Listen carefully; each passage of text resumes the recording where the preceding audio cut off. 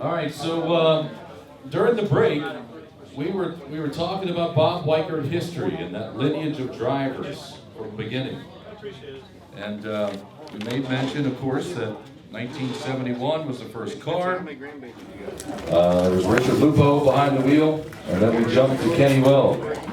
Van May has a little bit of history to fill in for us, I guess, about that time, Van. And I know you talked to Todd Weickert a little bit about this as well, but Dubby, your brother Doug, that's good, you're on. Are we ready? Go, we're ready, dude. Now here's the stipulation before you talk. Today no phone calls.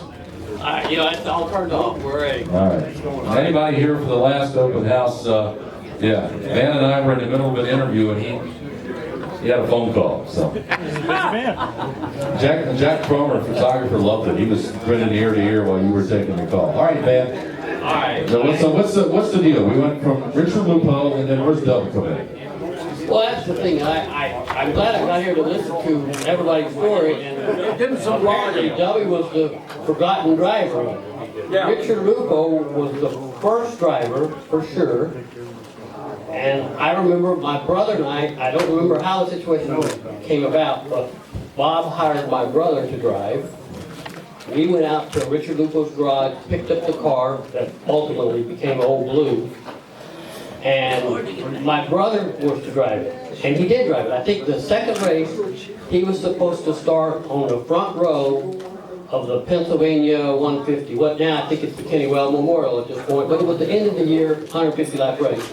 He was qualified to start on the front row of that feature, and in that start of that feature, I crashed and broke my arm, and they took me to the hospital. And he chose to go to the hospital with me instead of start that feature on the front row. The situation was, I was supposed to drive my cousin's car at Manzanita at the Western Open the next weekend. Well, since I got hurt, obviously this was my cousin's car, my brother filled in. And he went to Manzanita, and he got severely hurt. Okay, Bob Weickert had the car. I mean, I don't think they ran that day because of Dubby not showing up or going to the hospital. But anyhow, Bob put Kenny Weld in the car, and he won the Williams Road National, and then the rest is history. I mean, but it went from Richard Lupo, and Dubby was who replaced Richard, okay, and Kenny was who replaced Dubby. I got hurt in turn setting events in motion, and he wound up getting hurt. So the end of the story is Bob Weickert was man enough to go ahead and help my brother put together components of the car. It became the Weickert Brothers Sprinter. He gave me and Dubby and my dad a farm to live on when we were here. My dad came in, and we lived on the farm, and when Kenny got the car, obviously he took his operation to Loganville. That's what his situation was. But my brother, we were out there in that garage, that current garage they had before they even put cement down, when they had just built it. But anyhow, the end of the story is Richard Lupo was the first driver. Dubby was the second driver, even though he disappeared in history. So the moral of the story is, Kenny Weld owes his success to you crashing. No, the moral of the story is everything happens, and one thing leads to another. But the end of the story is Kenny Weld got in the car, and the rest is history. It seemed like a gap between Richard. Richard was for sure the first driver. I remember going out there and getting the garage. That's why I wanted to come here today. I thought Richard was going to be here. I wanted to hear his side of the deal. Yeah. But so Richard, Doug, then Kenny. That is the facts. Oh, I don't doubt it. May have happened. Well, I mean, I've seen articles on Facebook and they said name the driver, and Bob had many drivers over the year and everything. But it's funny because when the first thing came up, it went from Richard to Kenny, and I thought, well, I mean, it happened that way. Yes, sir. You have a comment. The other fact was he admitted he crashed. Well, I was one of 7.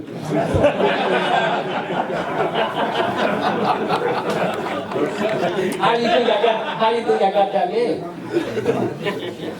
I All think right. the rest of them you forgot. Racetrack on Bago. I wouldn't argue that.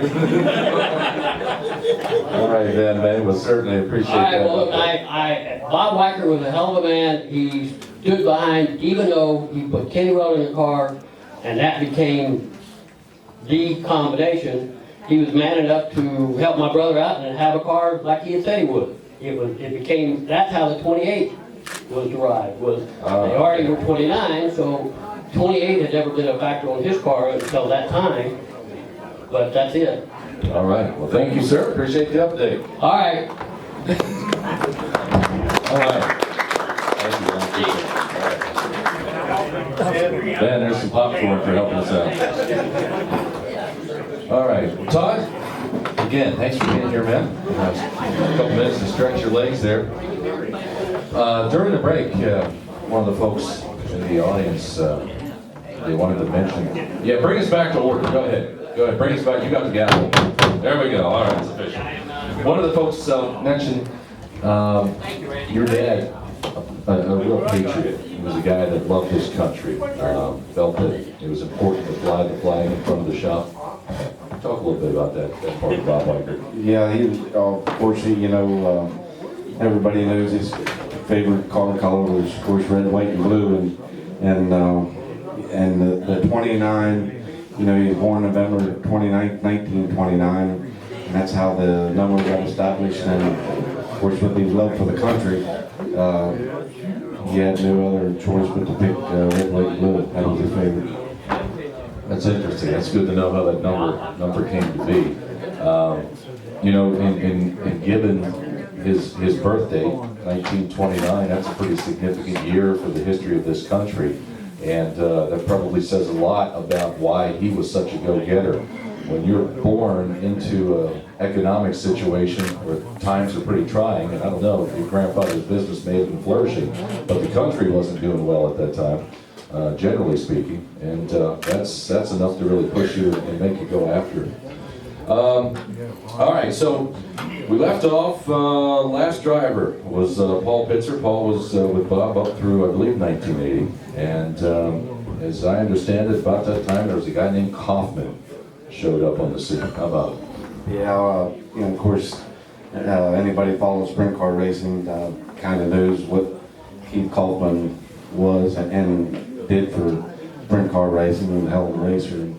And of course, Dad got acquainted with Keith, and actually, I guess Keith did 2 tours with Dad there in the 80s, right around 80, and later on in the early 90s.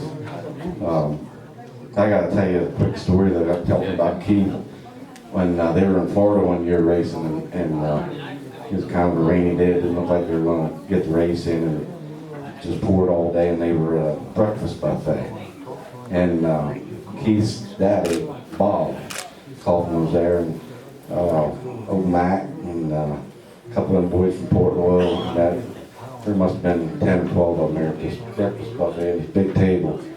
And so they had breakfast, and they were sitting around there shooting a bull, and sitting around drinking coffee and shooting a bull and shooting a bull. And here these hosts started taking the breakfast buffet, and they started bringing this other food out. And Dad said to Bob Kaufman, he said, "Bob, what the hell are they doing up there?" And he said, "Well, they're starting the lunch buffet." And Dad said, "Well, hell, while we're here, we might as well have lunch too."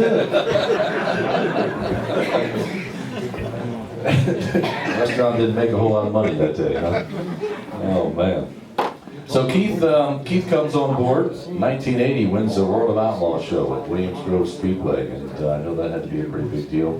81 and 82, he had wins at East Bay, All-Star wins also with Sharon and Eldora.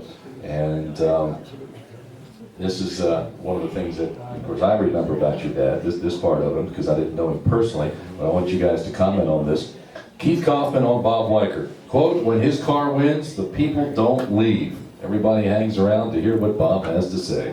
Yeah, that's a fact, and that's what Dad. that's another reason Dad liked to win so much, because he liked to brag, and he just I seen that somebody posted I think it was Terry McCarl. I made a post for Dad's birthday, and Terry McCarl responded with a post and showed a picture of Dad and Terry in Victory Lane, and Dad has his fists straight up in the air like that. Most guys will just wave and happy that they're there. The old man said with authority, Yeah. And but that was the kind of guy he was. But Keith did. He won a lot of good races, big races for Dad, and I was like in the big block era and whatnot. But we had Dick Hench worked on the car there a couple of years, and we had a good team there put together. I want to, and we'll segue here, but Weikert Livestock is still alive and doing well today, yes? Yep. Yeah, we actually we're continue to keep growing. I got some really nice, good people, dedicated people that work for me. I got employees that's worked there for 30 some years, and I think so we got a team, and we put a team together. When I bought the business from my mom after Dad passed, we put a team together that we were successful, and I'm proud of it. And I'm I got to last couple of years got involved with Danny Dietrich. Got to sponsor him the last few years, and now this year I'm supporting Danny again this year, and I made a deal with Chad Clemens, come on board his car, so we're going to go on the outlaw tour, because we got probably 50% of my business is west of the Mississippi, and that car gets all across the country, and it's a grassroots race deal. Racing's grassroots, so you're getting in a lot of cattle people and farmer people, and it's funny that periodically I'll get a phone call from a new customer wanting to buy cattle somewhere in Iowa or South Dakota, and they'll remember Kenny Weld or Doug Wolfgang or something in that era, and they'll bring that up about that Weikert 29. Yeah. So it's pretty neat that people still remember that and have fond memories. And I'm glad you mentioned the sponsorship with Danny, and here's why. I've not spoken to Danny about this, but a couple of his crew guys are prepared and very honored to keep your dad's spirit alive. They have a shortening, and Tyler Koenig, specifically, has a shortening. He's been practicing. And when Danny wins his next race at what is now Babs Motor Speedway, former Susquehanna, he is going to be ready with the Bob Weickert quote, and I think he's leaning toward, "You haven't seen nothing yet, the big motor's chained down back at the shop." I think that's what he's leaning toward. So, I'd say if anybody could stir it up, it'd be Dietrich, because I would just love to take, if Pop could be back and in a race car and see if that combination would work. It would be either feast or famine. They'd either hate each other or they'd really get along, because I don't know how good they get along, because they're a lot alike. yeah, gotcha. Ike, you might grab that mic, because you can jump in anytime. And before I forget, Randy, forgive me. What year? The first time? I know you had two stints with Bob. What year was your first stint? It was 1980, Okay. and then I think I just filled in for guys there later on. Okay. The end of the 80s, 89, 88. Okay. Exactly. Yeah, and we'll look at this list later, but we were looking earlier, a couple guys, we were up there, and I was looking at the list of drivers that were Well, like... that's a long list. Yeah, and I don't have them all, but the post-Doug Wolfgang era, Yeah. if you look down through this listing, and again, I don't have the entire list, but it's like a who's who of sprint Oh, cars. yes, probably the whole history of central Pennsylvania racing and beyond. Yeah, well put. So after Keith, I think it was late 1982, he hires this kid out of Tennessee, Bobby Davis Jr. Talk about Bobby. Yeah, Dad was they were in Springfield, Illinois, and with Kaufman, and I think it was an outlaw show, and I think Bobby was about 18 then, and he was driving his dad's car, and I think he tore the rear end up or something, and the rear end went out, and he and another guy changed that thing, just worked their asses off and changed it, and they were parked next to Dad, and Dad had witnessed, how hard he worked that night, and then got his car back together. I don't know how he finished that, but whatever he did, Bobby Davis impressed Bob Weickert, and later in the year, Dad invited him in to drive a team car with Kaufman, and Bobby didn't win any races that year. We had some motor problems, but he showed speed and he showed a different style of racing that some of these guys didn't really see. He was a real good chassis man, and of course he was a good racer, but he was able to do things with a car at that time I think that some of these guys wasn't on to yet. But so then he started the '83 season, of course, full time with Dad, and they had quite a bit of success. Yeah, to the tune of 26 wins. I think they had 4 World Outlaw wins, 2 at the Grove, 2 at Lebanon Valley, and a couple track titles. But Ike, what do you recall about Bobby when he came to town? The one race at Williams Grove when Sammy and Steve were running 1 and 2, and of course Bobby had a big block, and he pretty much run them down, and they swapped the lead like 3-4 times back and forth. And I'll never forget Sammy about wanting to take his front end off, and he went to go to the bottom, and Davis just went to the top, and the race of it was history. So when he took the lead, Dad told me to run down to the corner in time to wind it up. And I ran down to 3 and 4 where he could see me, and he won by a half a straightaway.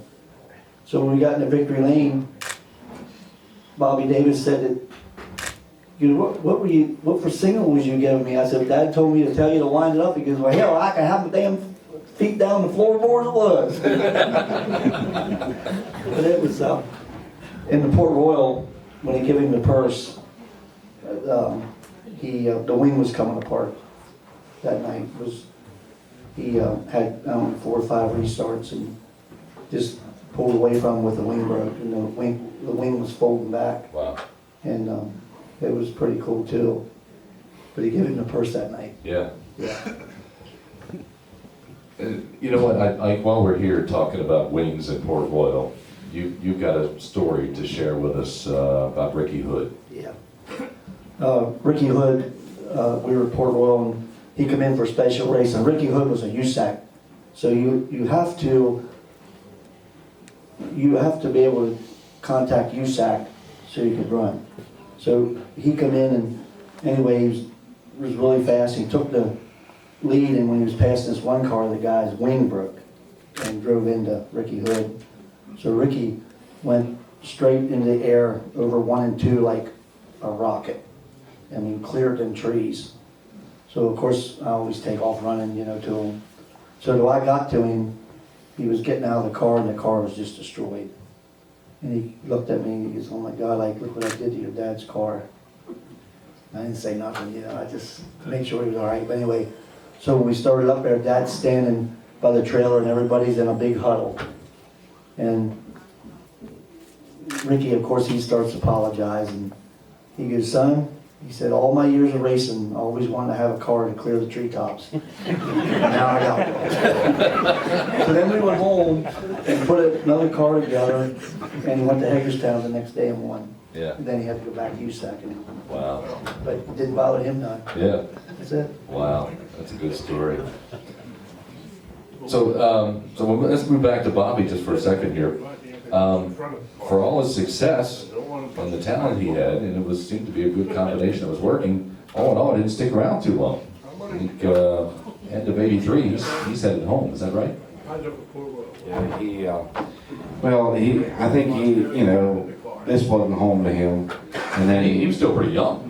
19 or 20 years old, and at that time, he was capable of winning outlaw races, and he wanted to be an outlaw, and Dad didn't want to Dad didn't want to do, he didn't like the outlaw. He liked to run against them, but he didn't want to do the outlaw. And then Bobby Wolfgang lost his ride with Gambler, and Spurlock won the championship. Wolfgang didn't provide it, so they got rid of Wolfgang, and then Bobby picked up the Gambler ride. So then the next year, I guess Dad started with George Ferguson, I think. Yeah. That was a crash fest too, I think. I think when George came in behind Bobby, I think there at the beginning, I think he may have won his first race, but it sounds like it wasn't so much winning after that. Kenny Hammond was here. Because Kenny Hammond was working on the car, and he could elaborate a lot more about it than I did. But yeah, it was pretty exciting. Some of the other drivers for 1984 after George, I think Smokey, Jack Hodenshield, and then comes the guy from South Dakota. That was a game changer. Yeah, a year or two before that at Knoxville, Dad and Kenny Weld was on the backstretch, and they were coming out for hot laps, and Wolfgang's going around the track slow, and Kenny pointed to Wolfgang and he said, "Boss." Kenny always called Dad boss, and Kenny said, "Boss." He said, "There's the man you need driving your race car." And a couple of years later, of course, that connection came. Wolfgang was, I don't know, he was only like 34 years old at that time or something in '84. And he was down on his luck. He basically thought his racing career was over, and I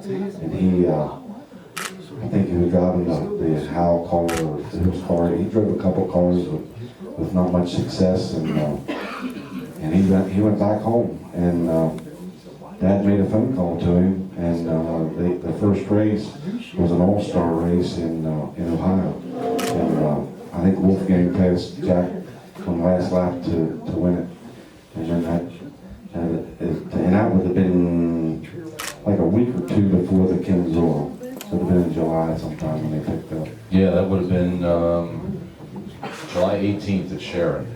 Yeah, when the first time out, All-Star. Good memory. Randy, let me ask you this: as a driver, we're talking about Doug Wolfgang now. What do you remember about Doug competing against him? Well, obviously he was super talented, but he was really a real clean racer. You could, he never put a wheel wrong. Always gave you plenty of room, and he was more in line like Kenny was. Doug built race cars. Doug is a good fabricator, so he was also not only a good driver but a good mechanic, and that crew, Davey Sr., Davey Jr., and Wolfgang, I mean, just the mechanical minds all together would have been, incredible.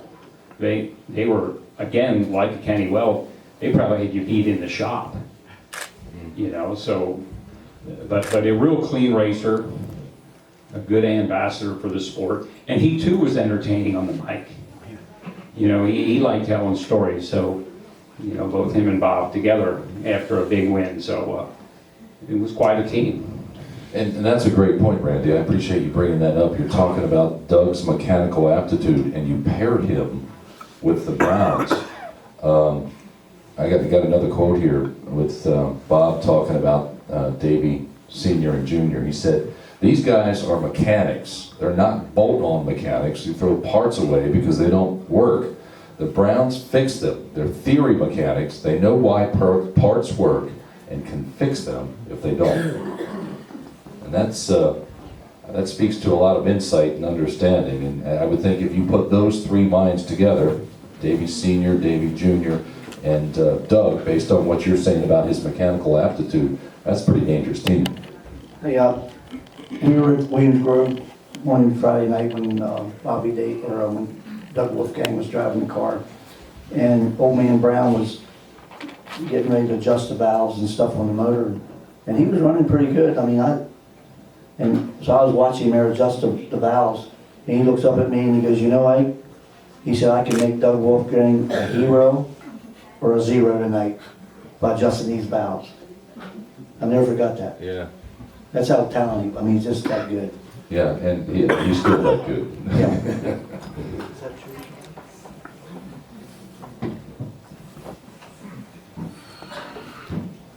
I'm sorry, I thought we had a comment coming. All right.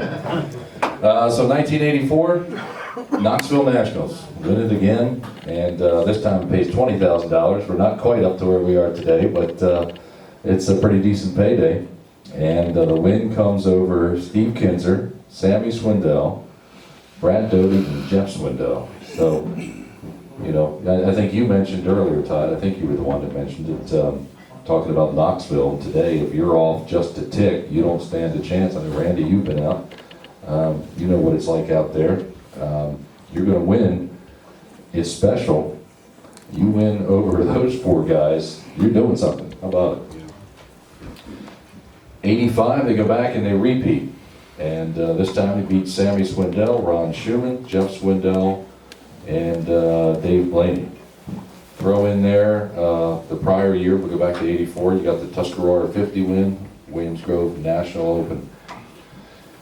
And I got a quote here from Doug Wolfgang, and this just sort of reiterates something that was said earlier. I think Paul touched on it about to the extent to what Bob would go to provide his drivers the proper equipment. Doug Wolfgang said, it didn't take me but one night with him, Bob, to realize that Bob was going to do whatever we needed him to do as far as providing me with the right equipment. In my opinion, he gave me the best chance I ever had to do what I love to do, and that's to win races. Yeah, but another thing that, like with Wolfgang, what really showed me something that impressed me with Doug is, I don't know what year it was, 85 or 6, Dad wanted to get a new trailer. And Wolfgang said, what the hell's the matter with this trailer? And Dad said, oh, you know, the other guy's got some of these nice new trailers, and I see them.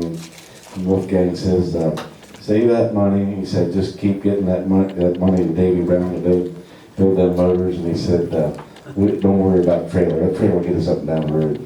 But what I appreciated about Wolfgang was, you know, he wasn't a spendthrift. You know, Dad was willing to spend some money, but in those years there, about like with Paul Pitzer and even Randy Wolfe when Randy was there, and I'm not saying that because they were here.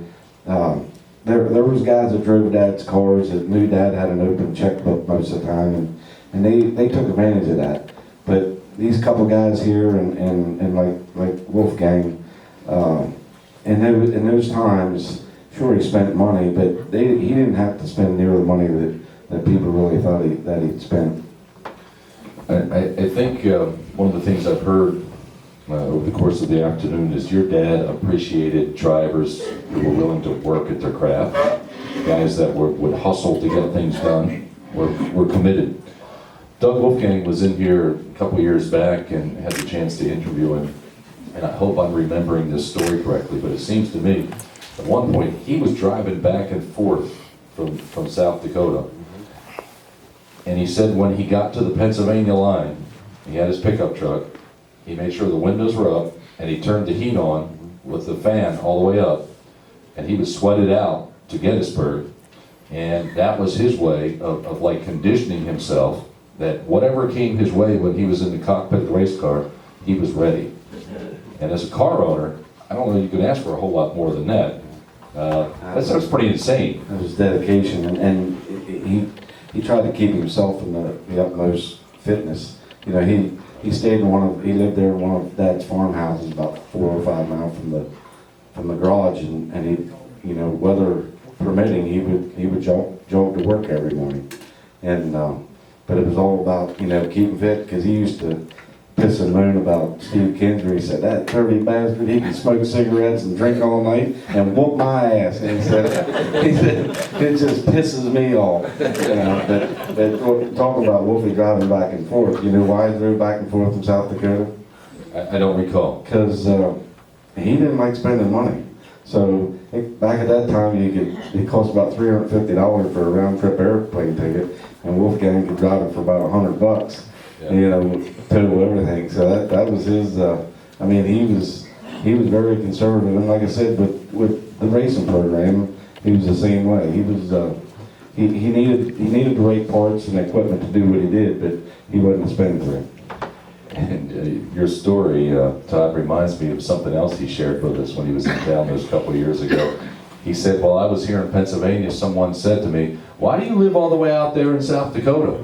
He said, "I told him, because you don't." I mean, Doug liked to have a little breathing room, a little space. Yeah.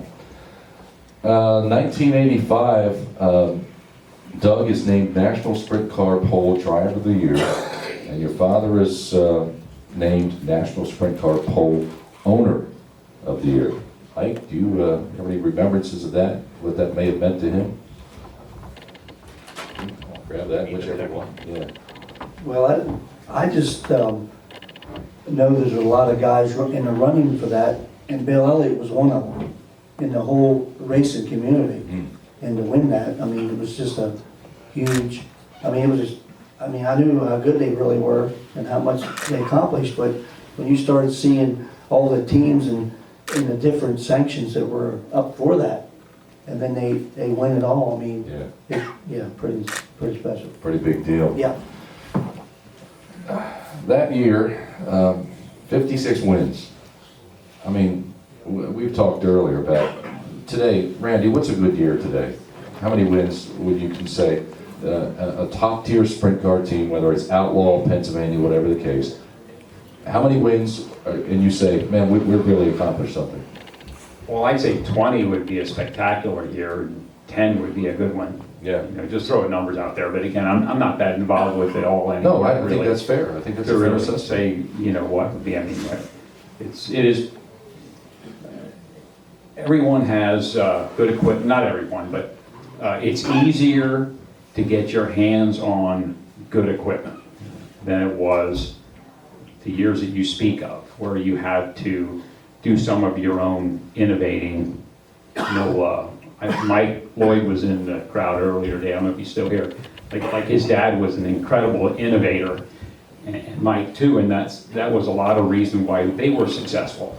And as years went on, that kind of technology is available to everyone, just because of the way we've advanced in life.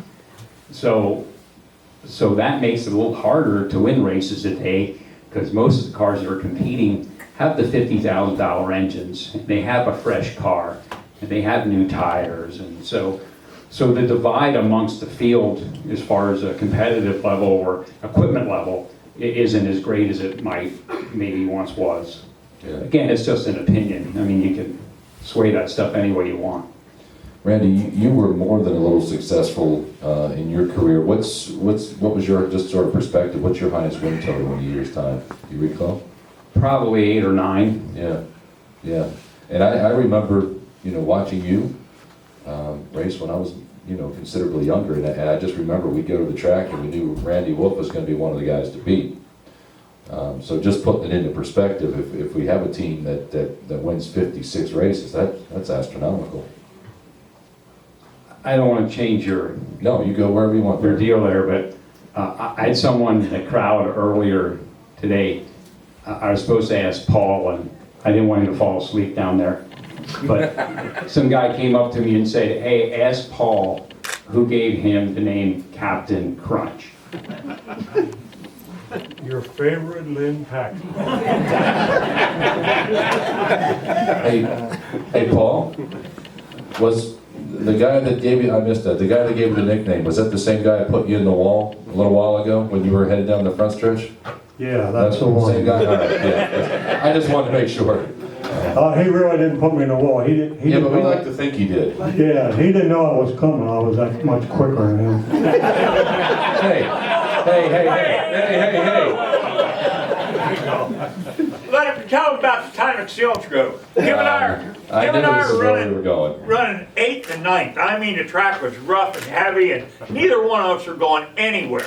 And he went in the first turn and lost it, and I dove under him, and I knew I just clicked these front wheels.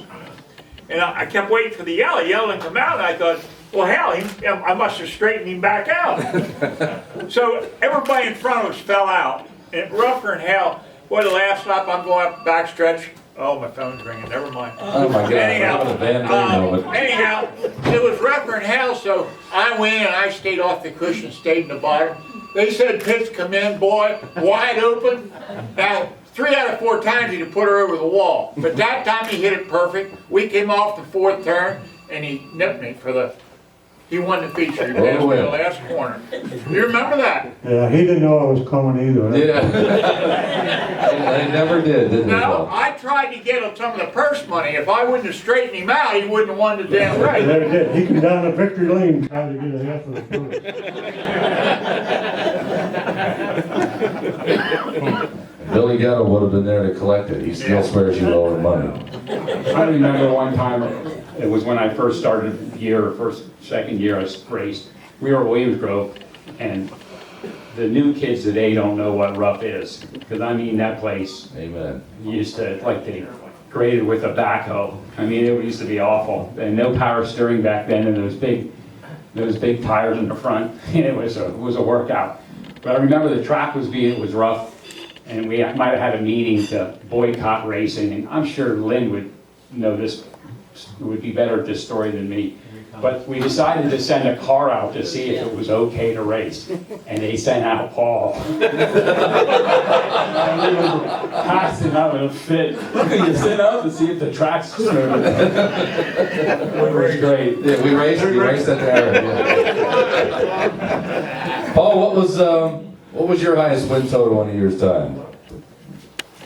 I think I had 16 one year. Mm-hmm. I think that's the highest I had. Yeah, it's a pretty good year. Pretty Yeah, good year. back then it was. Yeah. Except for Weld and Opperman, you couldn't. They outclassed the field, there was no doubt about it. Mm-hmm. And they were both good drivers. Yeah. We've been throwing a lot of quotes out over the course of the day. Do you have a Bob Weickert remembrance quote, victory lane speech, or anything that sticks out in your mind, Paul? Anything at all? I remember many times after winning, Yep. on the cool down lap, wondering what the hell is he going to say to that? His favorite line used to be, "If you think we were good tonight, wait till next week. We're going to gag you." You know, there were 2 things about that. Number one, it would fire up the crowd, which was great. But he truly believed that too. Oh, yeah. He was a competitive person, because the next thing that he was going to build was going to be faster than the thing he had before. Yeah. He was a true believer. Yeah. It wasn't fake. He would have done anything to win, there's no doubt about it. Did you feel any added pressure as a driver as a result of his bravado? Not really, sometimes, but no, I can't say it affected my racing. Okay. Because I had the green light to do what I wanted to do. It was all green. Charlie, how about you? Do you have a favorite remembrance? Anything that Bob might have shared? Anything that he said? I remember one day, Paul would remember this, we were leaving the shop up there.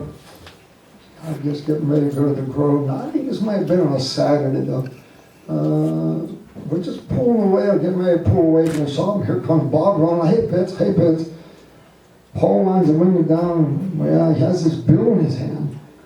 Jesus Christ, Pitts, he said, "We're paying too much for that goddamn Loctite. I believe it might have been." Remember? He says, I think he said, "I can buy that up at the Napa store for like $5 cheaper than that." And when we pulled away, Pitts looked at me, he says, "Can you believe that?" I said, "Well, apparently he watches his bills pretty close." But that was something that sticks in my mind very much, yeah. And like everybody says, he had us build, he had Pitts build an engine tree. Now what an engine tree was, you build it. We went from the floor to the ceiling with this big pipe that we could rotate, and we welded stands like you would have in your engine stand, the heads of the stands onto this pipe, and we could put all our motors on that tree. And we could rotate which one we're going to run tonight. I don't know. I think by the end of the season, the tree was getting a little bare, wasn't it? Those are 2 things that really stick in my mind with Bob Weickert. I think the best story I ever heard about Bob Weickert was, you got talking about Davy Brown. By the way, Davy Brown, he's God himself, I think. I mean, a man 84, whatever he is, in that range, 84, 85, still out there winning races and setting those cars up the way that man did. I'm not a fighter by no means, but if somebody said something bad about him, I'd be about to have to punch him. You just can't talk bad about that man.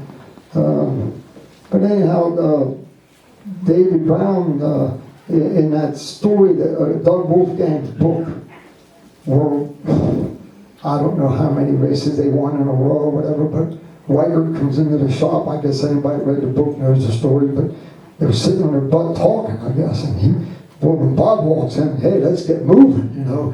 And you say, what are you fucking guys doing here? Sitting there, jerking them off like this. And everybody jumped up, except Wolfgang, I think, according to what it said in the book.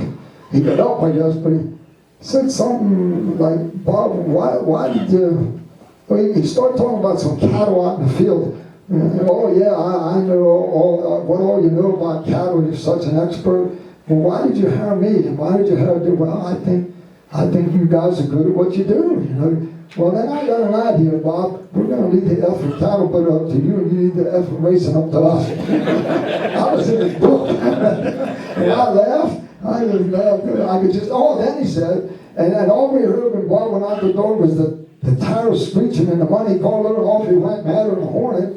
But he said he showed up at the races that night with their tickets and everything was fine. And I thought that was, I read that book and that was funny, some of the stuff that he had in there. But no, the story about that bill tickled me because I can still see Pitzer's face. You remember looking at me? Pitzer just threw his hands up there and said, "Can you believe that?" I said, well, that's the way it is. Randy, you sort of nodded when they were telling the story about the Loctite. Did that strike a nerve? Yeah, it was just something that, a guy that would be, hardworking and earned everything he had and things like that, how you would have pet peeves about stuff that didn't make any sense or that was so minor in cost. But Bob was a big believer in a product called BG. Oh, yeah. So when you changed the oil, you had to put BG in the engine, in the rear, we saw it in and out boxes. And it was a big oil additive, still around today, obviously. And I had this plastic measuring cup that was all cracked. So it was on the bench. He came in there one day, he picked it up. He said, son, if this thing cost $5,000, we'd have 10 of them. But because it was a penniless cup, we getting all broken up, we kept using it. But it was just kind of funny how that stuff would be just like your dad or your mom or whoever would kind of pick that stuff out, just stuff that was, so it was fun. It was an interesting time, like I said. I was glad I experienced it. Yeah. I appreciate the remembrances, guys. Thanks, that's good stuff. So let's jump back into this just real quick here. The 56 wins. If you look down across the list of accomplishments that year, amongst those 56 wins, Knoxville, Jackson Nationals up in Minnesota, Sharon Nationals, the National Open at the Grove, Tuscarora at 50, Kings Royal. I mean, if there's a team rolling, this is the team at that point. I mean, they're winning pretty much anything there is to win. How about it, Todd? Yeah, that was definitely a dominant year, and I think the only big race that really got away from would probably been the race at Syracuse, but they were fast kind of everywhere they went. But competition level is for sure a lot different now than in that era. But you still had you still raced against Sammy and Swindell and Kinzer and all them guys that on any night, Jack Hoggenshield or you had Bobby Davis. And the list goes on, but and there was good car owners back there, in that time, and so what they did, yeah, that's probably impossible to do today, but still in that time, it's pretty phenomenal. What the streak that we mentioned earlier, I think it was 18 straight. What year was it? Is that 85? That was 85, and I think if 18 consecutive wins isn't impressive enough. That included Knoxville. Yeah. Yeah. Well, it included before they went to Knoxville, they always used to run that, it was the Eldor Nationals then, they called it, and they won that.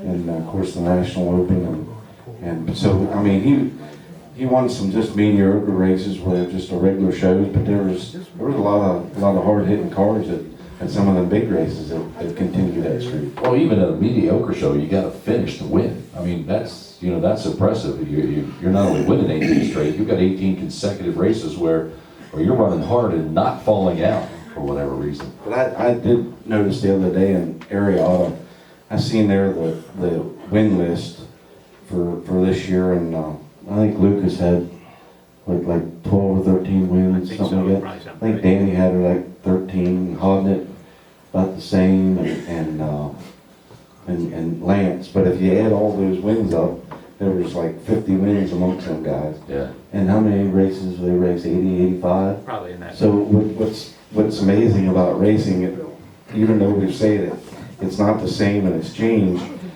back, in the 70s or 80s, you had Roy Morrow, Bob Weickert, Al Hamilton, Walt Dyer, and if you probably count up the wins back then, those fellas probably won 75% of the races or more.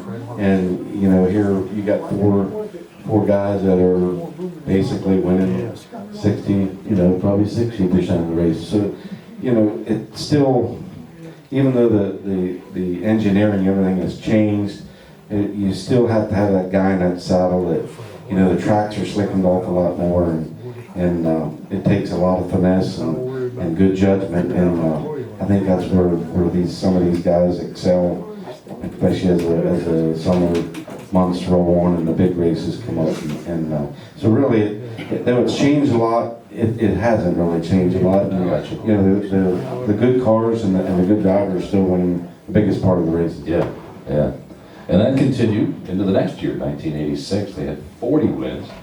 And again, if we look at some of the numbers that Randy produced for us today as far as what a good season is today, I mean, you're doubling that total.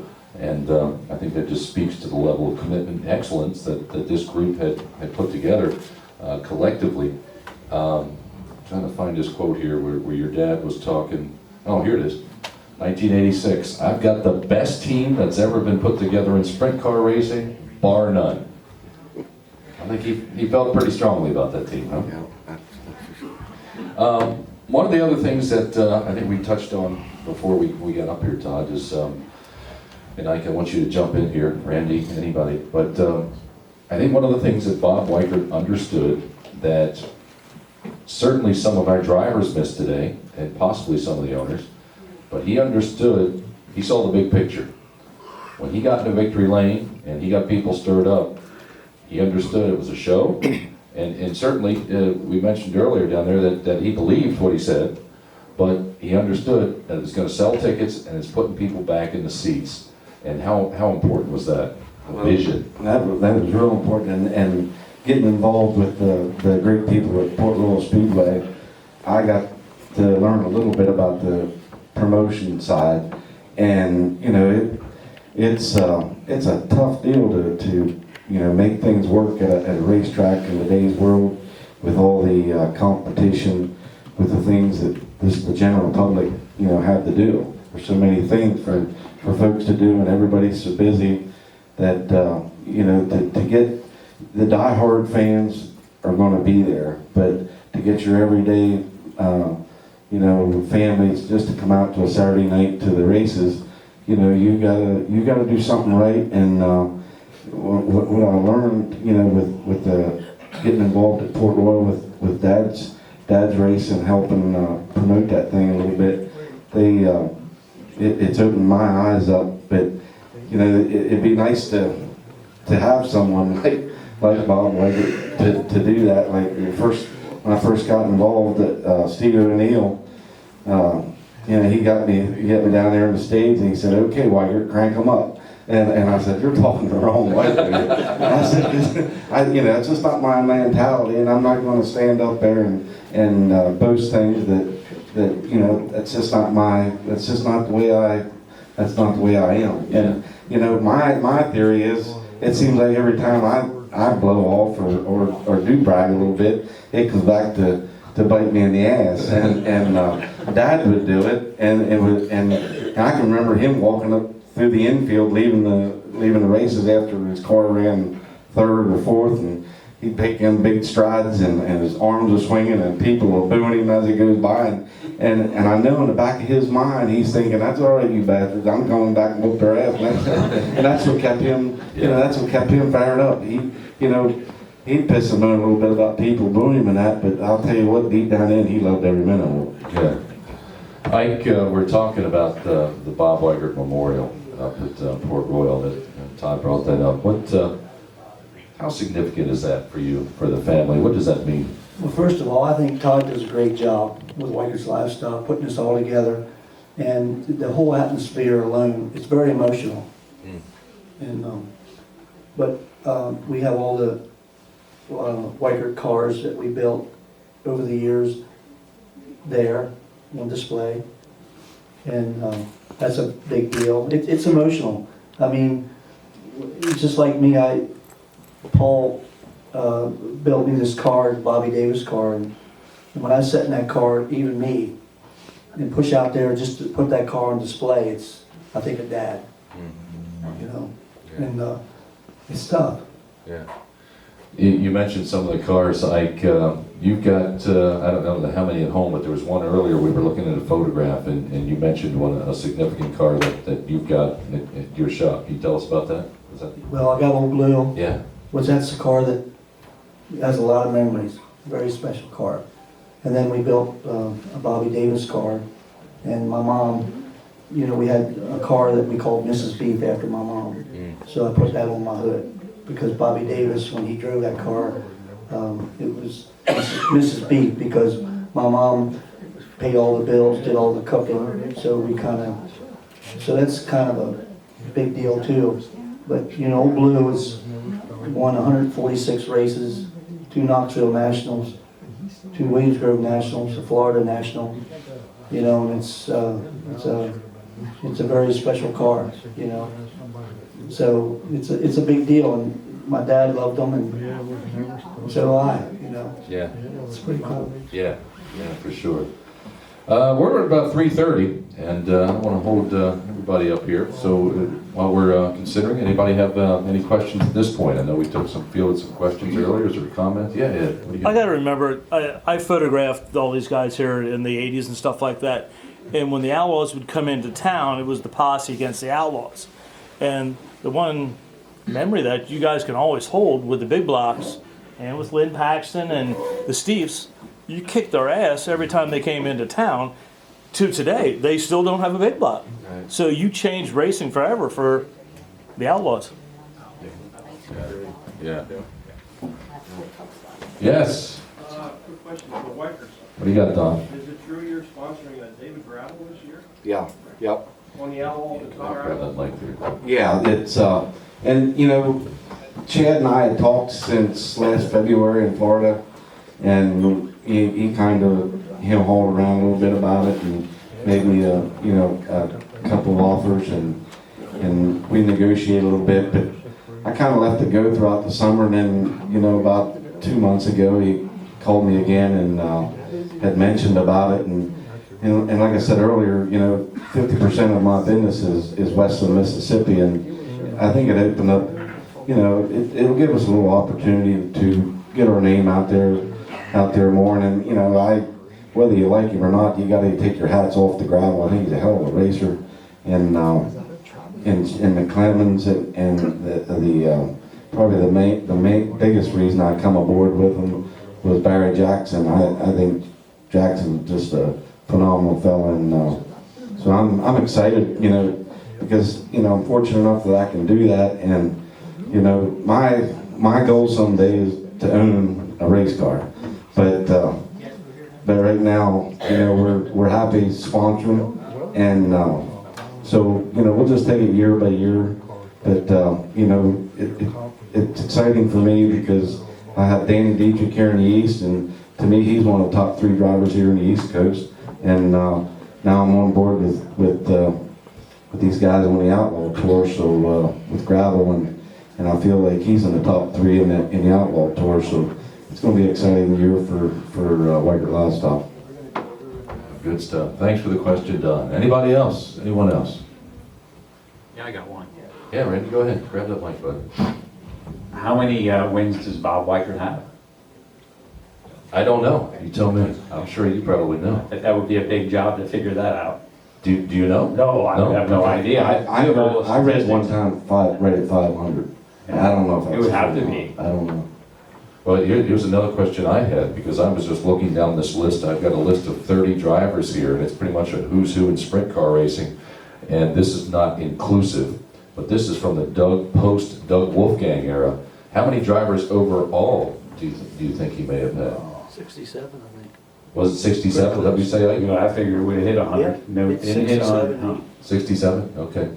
I mean, it's up there. Yeah. Todd? We raced for 30 years, and he went through about 3 a year. I did For last those of you in year. the back, Joe, They're pissed off or they got fired. and for those of you in the back who may have missed the first part of that comment, Todd said he raced for 30 years and he usually went through about 3 a year. So, yeah. All right, yes, go ahead. Was Lynn Paxton on that list? Yeah, twice. Twice. And Mitch Smith was on it also, Oh, yeah. one time, to grow. Yeah? That's all it took. Well, Mitch. Pitts, they were trying to get blood out of a turnip out of that 312 in the car. And Pitts, he did everything he could with it. Finally, he just said, to hell with it, get somebody else to drive it. So it just happened, I didn't have a ride one Friday night, and I hid like hell because I knew Pitts was getting everything out of it was. So I climbed in it. Is Van still here? Yeah, he's back. Okay. Well, I started pretty far back with it, and I think I got up to 6th, and Van was running 5th. And Van was all over the damn place, and that thing you had to keep it wound up. Every time I'd get her wound up, Van would be in a different direction, so I never did get mine, so I run 6th. That sound Ben, how do you remember that? I don't really know who fishes back here. All right. and then Mitch got in it the next week, and he finished 6th or 7th, so it wasn't Pitzer. All right, anybody else? Have any more questions? Lynn, anything that we missed as far as displays, cars that we should mention to the folks? No, it's just they were talking about the big block car.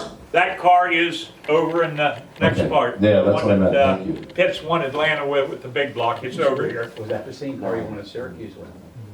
Yep. That wasn't old blue. No, it was new blue. That was a Trevor's car. So that was also Syracuse winner? Is that what they said? That's what he just said. I didn't know that. I know it won Atlanta.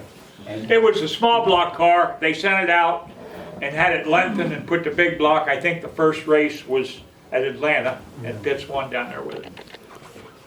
All right, anybody else? Yes, sir. Yeah, is Charlie still building a lot of engines? What are you doing these days, Charlie? I'm taking care of about 22 motors. Brian Brown has 6. I got 5 over in Australia with Robbie Farr. I'm building Jason Myers a motor right now. Myers wants to come back and do a little racing on his own, so I'm working on that right now. Lucas Wolfe has one of my motors that I just updated for him. I think he's going to deal with Florida with. Brian, I built Tim Schaefer's team, the Rutzik Excavating. They built a motor last winter. Tim's done very well with it. He won the Outlaw show at El Doro. He won the All-Star show at El Doro.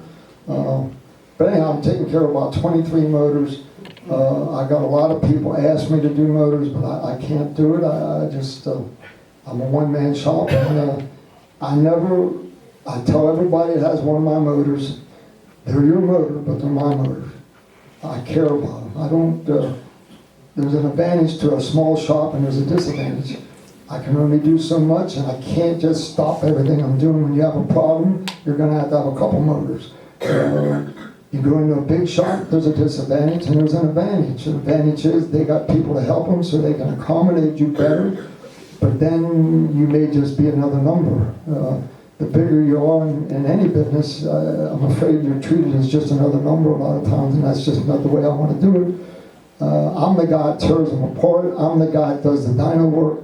I do have a guy help me in the dyno. You need 2 people to dyno test properly. But I feel bad if a motor drops out of a race. You can't win championship by dropping out of races. The ultimate sin of running for a championship is not finishing. Nobody ever went to the pay-win if you dropped out of a race. And these motors are very expensive. And they will live if you do your job. But when they leave my shop, your job is to check that oil filter every race. And when you look at that filter enough times, you'll start seeing signs of something's going wrong. Leak it down every race. Check your valve adjustment. Check your springs. It takes a lot of maintenance on a crew chief's end too. It isn't just on my end.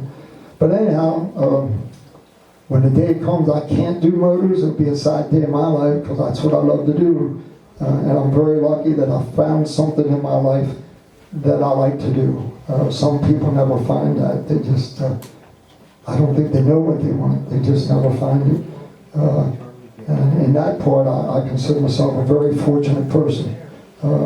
And I enjoy being at the races. I don't go to a lot of local races anymore because I don't have any local motors. A lot of the local guys really can't afford to do it. I mean, if you want a motor today, it ain't cheap. And if you want to build it right and put the best equipment in, it's very expensive. I am building right now, building myself a motor. I'm going to call it my shop motor. And I'm going to pick and choose who I want to race with on it.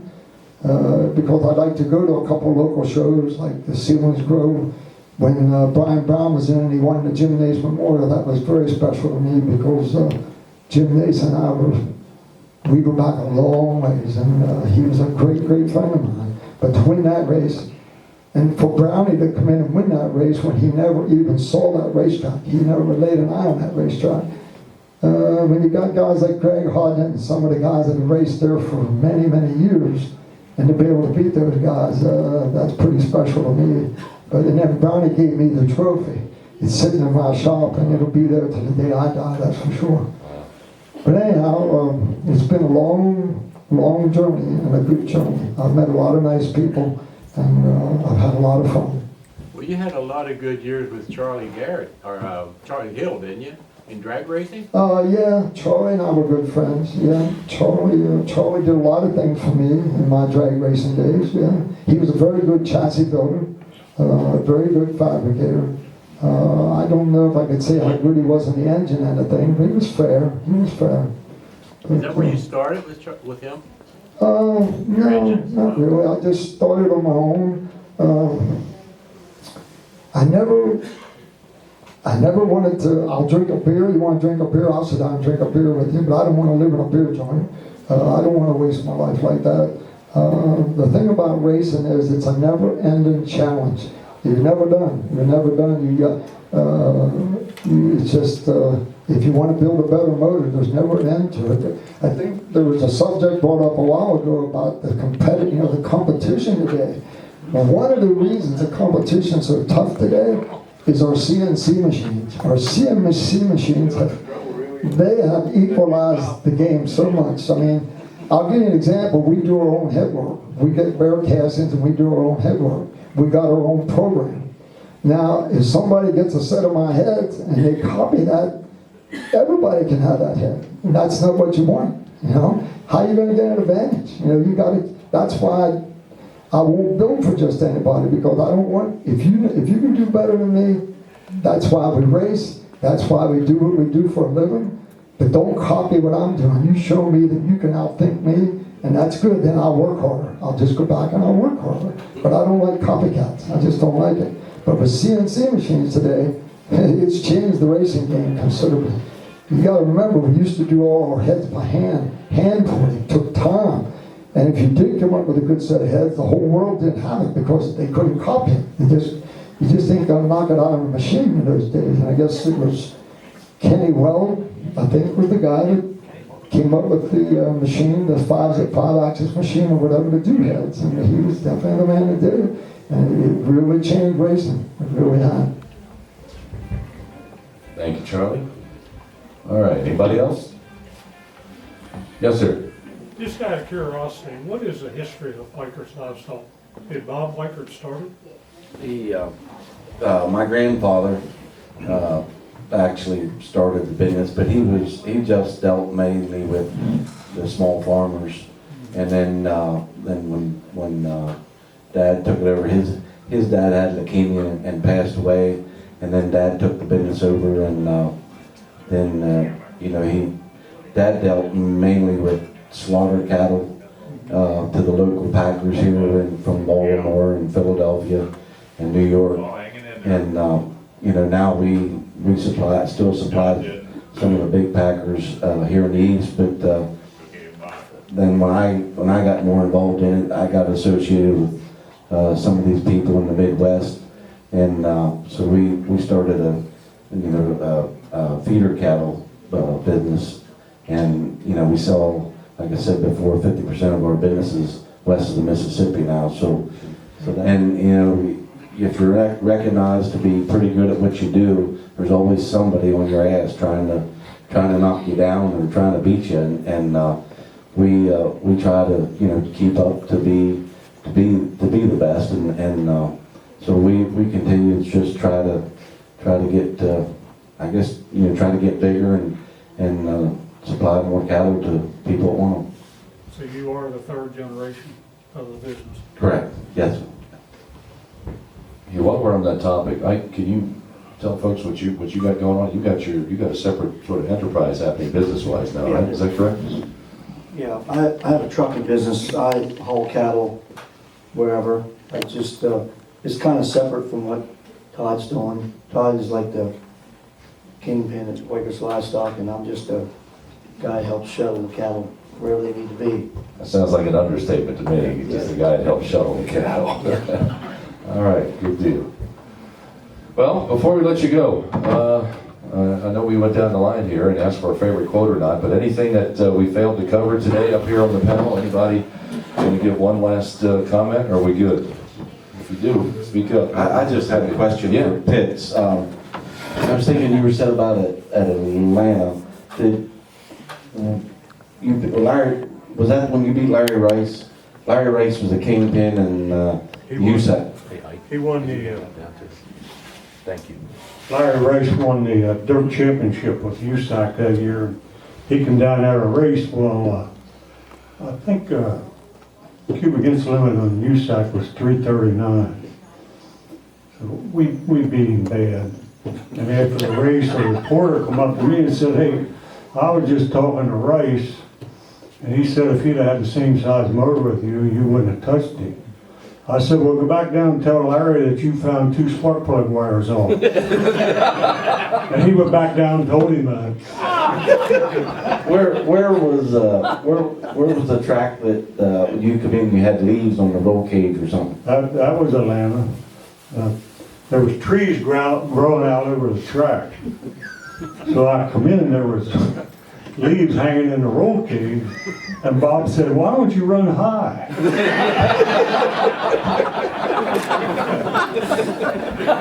Nobody had raced in that track for 10 or 12 years. And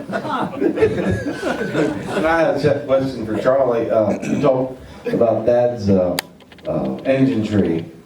In today's world, what would it cost to fill that tree? Well, I'm not sure how many we had on that tree, but I'm going to say that. I think it was around 12, wasn't it, Ted? Does that sound right? I think it was 8. Yeah, I was going to say 8. Yeah, I don't know about $500,000. Okay, for sure. answer that. So next question. Hey, the engine tree. When was that roughly? When would that have been? Had to be in the 70s for sure. Yeah. How? I think the reason we did it, I was talking to Pitzer about that, was you got 8 engines scattered around the shop. If we put them in this tree, it gave us a lot more room, Plus, it was impressive looking too. I wish we had pictures of that. That would be, because I never seen one before.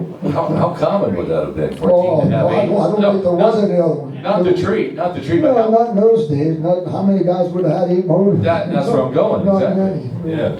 No. Wow. I don't know as I know anybody would have had 8 motors in those days. Unless it would have been Al Hamilton or something, but I wouldn't know anybody else. Anything we need to cover with Paxton? The baked goods are half price. Ice cream's $1. They don't have a lot left, so make sure. And thank the kitchen people. They did a great job for us. As always, certainly appreciate it. And I'd like to say thank you to everybody for having this, and thank the panel, you guys, for showing up and just giving a little bit of remembrance about Bob Weickert. But I sure appreciate everybody coming out in Waterville Speedway, end of May. Saturday and Sunday, I don't know the dates, but it's Bob Weickert Memorial, so we'd love to have you all up there and come join us.